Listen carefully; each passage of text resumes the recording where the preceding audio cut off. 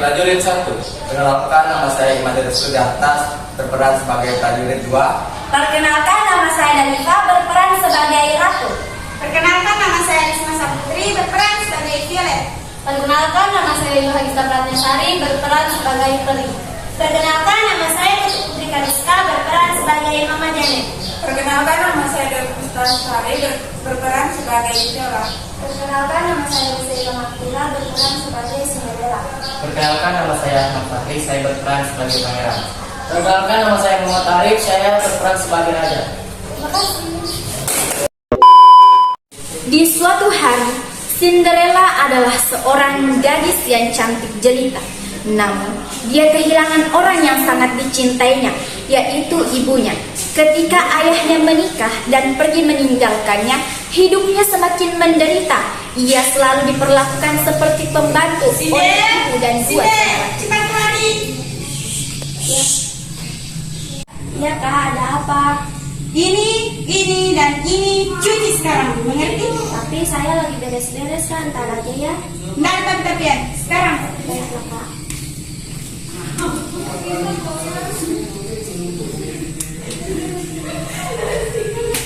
Cinderella pun mencucikan baju Violet sambil bernyanyi untuk menghibur. Namun tak pernah aku mendapatkan gadis. Sayang yang ku terima hanyalah ocehan. Hei, you pikir suaramu bagus, pakai nyanyi segala. Panting sebuah kapan? Bagusan juga suara aku kalau lagi main puisi. Dengerin ya. Rembulan yang indah. Kenapa ketawa-ketawa? Bagus kan? Oh ya, nih cuci bajuku juga. Cinderella hanya bisa bersabar melihat kelakuan saudara tirinya yang sangat menyiksanya.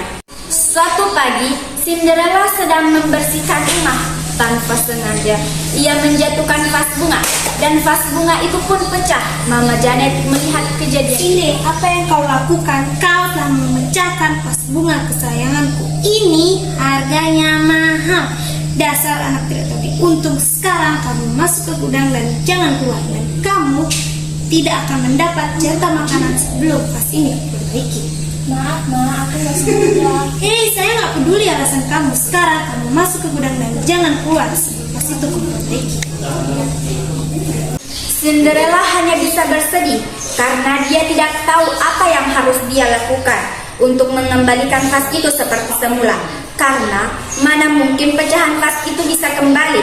Di sela kesedihannya, tiba-tiba datanglah sosok peri menghampirinya, dan Cinderella pun kaget. Apa kamu bisa ada di sini? Aku tahu, pasti kamu anak tiri Mama Janet juga kan yang dikurung di sini karena telah memecahkan vas bunga kesayangannya dan gak boleh keluar sebelum vas ini kembali ke bentuk semula. Ya kan? Ayo ngaku. Wah, Mama Janet punya selingkuhan dong. Wah, bukan aku. Aku siapa sih? Aduh, pusing. Mana aku tahu? Kan kamu gak tahu nama kamu siapa. Gimana kalau aku kasih nama kamu? Kan kamu lagi pegang tongkat nih. Gimana kalau aku beri nama kamu Peri Primplan? Primplan itu apa ya? Primplan itu anggap aja Primplan itu cantik. Oke deh. Oh iya, kenapa kamu nangis? Mama tiri aku jahat banget sama aku. Jahat kenapa? Cinderella menceritakan semua yang terjadi, mulai dari ibunya meninggal sampai ayahnya menikah lagi. Wanita dua anak yang selalu menyiksanya setiap hari, dan peri itu pun juga ikut sedih. Kamu sedih banget kayak di film-film tahu. Aku udah nggak tahu gimana caranya aku memperbaiki vas bunga ini. Aduh, itu mah gampang. Wah, kamu hebat Peri. Bapakmu pesulap ya. Kok kamu tahu sih? Ya, anaknya aja bisa ngerubah vas ini, apalagi bapaknya. Hehehe, iya juga ya. Aduh, pusing. Cinderella pun keluar dari gudang dengan bantuan peri itu dan memberikan vas bunga yang telah diperbaikinya kepada Mama Janet. Mama Janet jelas bingung bagaimana bisa Cinderella melakukan semua itu, tapi dia tidak ambil pusing.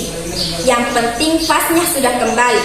Sementara itu, di kerajaan Raja dan Ratu sedang pusing memikirkan Pangeran Smith, pangeran yang sudah dewasa tetapi belum mempunyai istri. Bagaimana ini Baginda? Pangeran sudah dewasa, tetapi ia belum mempunyai istri. Jangan sedih Ratu, saya punya jalan keluarnya. Jalan keluar apa Baginda? Ratu, bagaimana kalau kita bikin pesta party untuk mengundang gadis-gadis cantik di seluruh negeri? Kalian ini fiktif. Pesta dengan gadis-gadis cantik. Oh, boleh. Ya, akan saya panggil prajurit untuk membuat surat undangan pesta party untuk pangeran.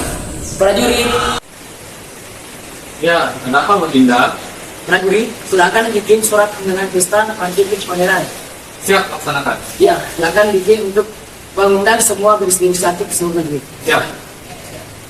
Prajurit pun menyebarkan undangan tersebut ke seluruh pelosok negeri, juga ke rumah Cinderella.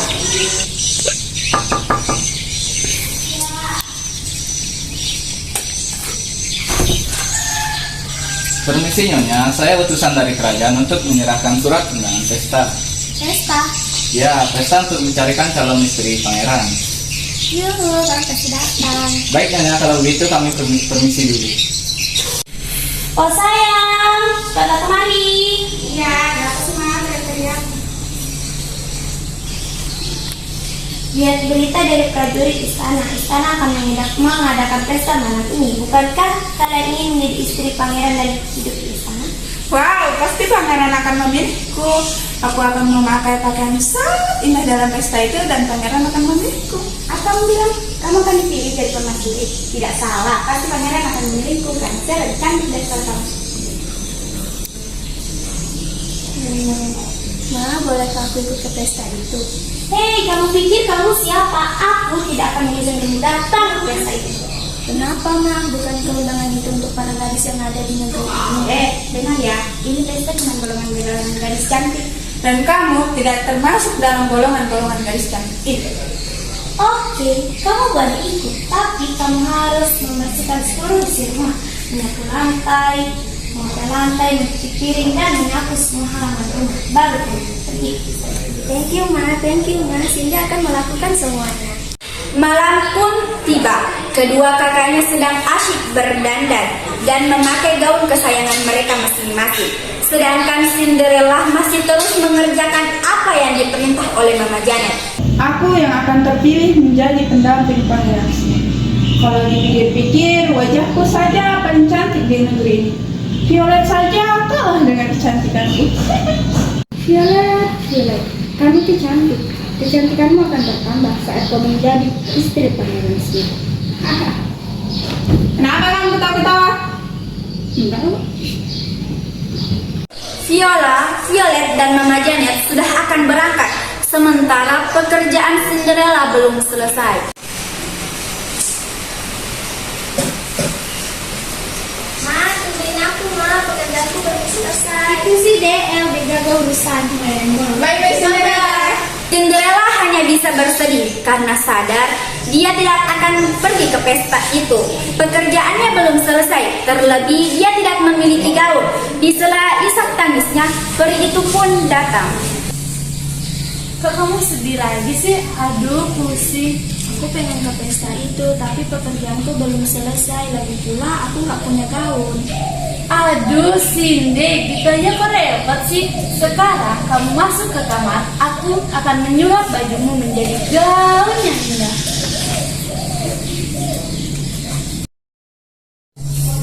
Astaga, kok aku cantik banget sih? Aduh, kok aku baru nyadar ya? Nah, sekarang kamu pergi ke pesta itu, oke? Oke. Saya kelupaan.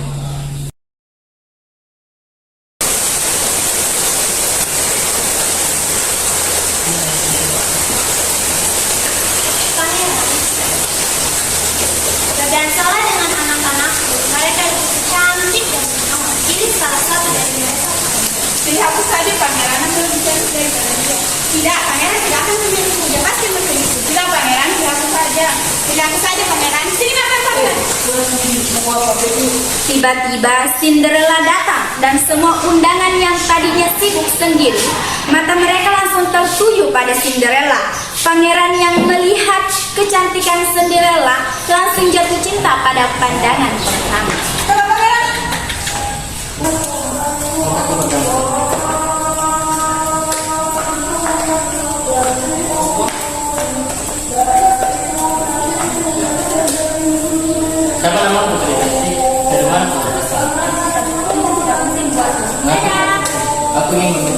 tahu nih, kau sungguh cantik. Semoga kau menjadi pendamping diriku.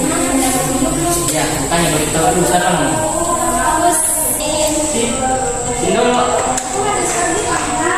Tunggu sih. Karena lari terburu-buru, tanpa sengaja sendal jepit swallow ungunya itu tertinggal di istana. Dan pangeran mendapatkan sendal itu. Pangeran yakin bahwa sendal itu adalah sendal milik gadis yang awal namanya Sin. Keesokan harinya, pangeran mengumumkan adanya sayembara ke seluruh RT. Barang siapa yang dapat pas memakai sendal swallow ini, maka akan menjadi pendamping pangeran. Pangeran dan ajudannya mendatangi setiap rumah warga. Tibalah pangeran di rumah terakhir, yaitu rumah Cinderella.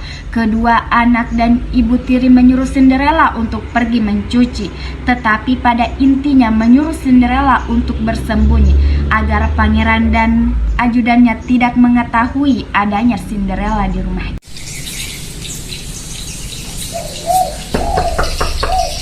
Permisi.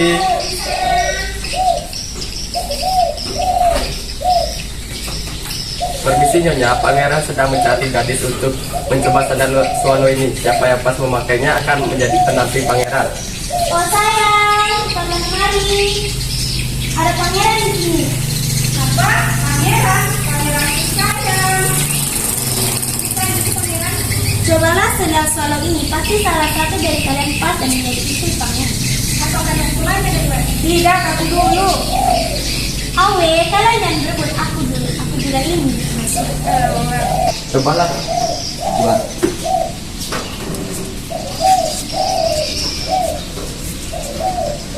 Astagfirullah, kekecilan. Tidak, ini tidak muat. Apakah tidak ada orang lain di rumah ini?